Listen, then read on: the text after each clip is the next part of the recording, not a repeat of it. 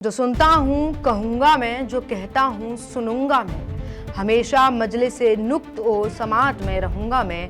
यही एहसास काफ़ी है कि क्या था और अब क्या हूँ, मुझे बिल्कुल तशविश नहीं आगे क्या बनूंगा मैं।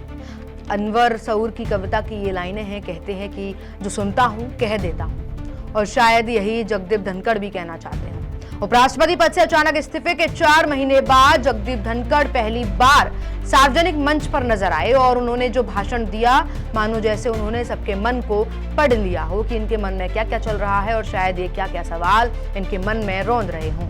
और उन्होंने अपने भाषण के जरिए सीधे शब्दों में नहीं बल्कि संकेतों और व्यंग से भरा ये भाषण इनका दिखाई दिया, और इन भाषणों के जरिए उन्होंने तमाम सवालों के शायद जवाब भी दिए। भोपाल में आरएसएस नेता मनमोहन वैद्य की किताब के विमोचन पर धनखड़ ने कुछ ऐसे शब्दों, ऐसे वाक्यों का प्रयोग किया जिससे ये लगा कि उन्होंने इस्तीफे, उसके हालात और बीते महीनों की चुप्पी पर इनडायरेक्टली बहुत कुछ कह दिया हो। नैरेटिव, चक्रव्यूह, मैं अपना उदाहरण नहीं दे रहा जैसे वाक्यों का इस्तेमाल कर मानो उन्होंने अपने साफ किया हो कि आज का दौर धारणाओं के निर्माण का है। जो नैरेटिव बनाता है वे सच हो जाता है, जो तय होता है वही सच होता है। भगवान करे कोई नैरेटिव में, ऐसे नैरेटिव में ना फंसे, ऐसे नैरेटिव के चक्कर में ना आए। Tiwari ji talked about narratives. भगवान करे कोई नैरेटिव के चक्कर में ना फंस जाए। इस चक्रव्यूह में कोई फंस गया तो निकलना बड़ा मुश्किल है। मैं अपना उदाहरण नहीं दे रहा हूँ। उनका ये कहना कि मैं अपना उदाहरण नहीं दे रहा हूँ, मानो जैसे वो कह रहे हों कि ये मेरा ही उदाहरण है, मैं अपनी ही बात कर रहा हूँ।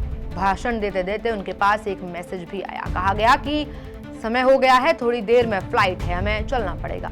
इस मैसेज पर भी वे बोले कि फ्लाइट की चिंता मैं कर्तव्य नहीं छोड़ सकता और मेरा हालिया अतीत इसका उदाहरण है। ये कहना भी उनके हटने के तरीके की ओर इशारा करता है।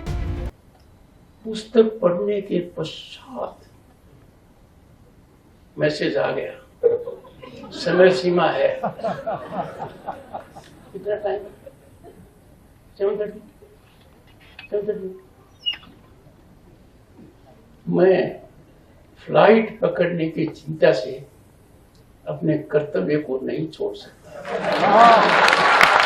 क्या बात है। And friends, my recent past is proof of it. Dhankhar ने संघ की विचारधारा और सांस्कृतिक राष्ट्रवाद की प्रशंसा की और ये भी बताया कि कैसे नैतिकता और अध्यात्म से दूर होते रहे समाज को वैद्य की किताब जागृत करेगी। कुल मिलाकर धनखड़ का ये भाषण एक किताब के विमोचन से अधिक उनकी खामोशी के टूटने और अपनी कहानी को संकेतों में बयान करने का मंच बन गया। सीधे न बोलकर उन्होंने स्पष्ट कर दिया कि इस्तीफा परिस्थितियों और चुप्पी के पीछे की परतें अभी पूरी तरह खुली नहीं है, लेकिन उनकी बातों में छिपे संदेश बताते हैं कि वे खुद भी इस नैरेटिव के चक्रव्यूह का हिस्सा रहे हैं और अब उससे बाहर निकलकर अपनी उपस्थिति दोबारा दर्ज करा रहे हैं। 4 महीने बाद इस्तीफे के बाद जब वे इस सार्वजनिक मंच पर नजर आए तो जाहिर सी बात है कि कई लोगों के मन में सवाल थे, कई लोगों के मन में कुछ ना कुछ धारणाएं थी। इन धारणाओं को लेकर जगदीप धनखड़ ने एक धारणा ये भी बताई कि जो हम सोच लेते हैं, जो नैरेटिव फिक्स हो जाते हैं, उन नैरेटिव के जरिए बातें फिर सच होने लगती हैं। और उन्होंने साथ में जो कहा कि मैं उसका उदाहरण नहीं हूँ, शायद वे कहना चाहते हो कि मैं ही उसका उदाहरण हूँ। इस पूरे बयान को लेकर उनकी 4 महीने के बाद आई इस बात को लेकर आप क्या राय रखते हैं, आप क्या सोचते हैं, हमें कमेंट में जरूर बताएं। बने रहिए अपडेट इंडिया के साथ। ऐसे ही तमाम अपडेट्स के लिए मैं आपके साथ कृपा उपाध्याय।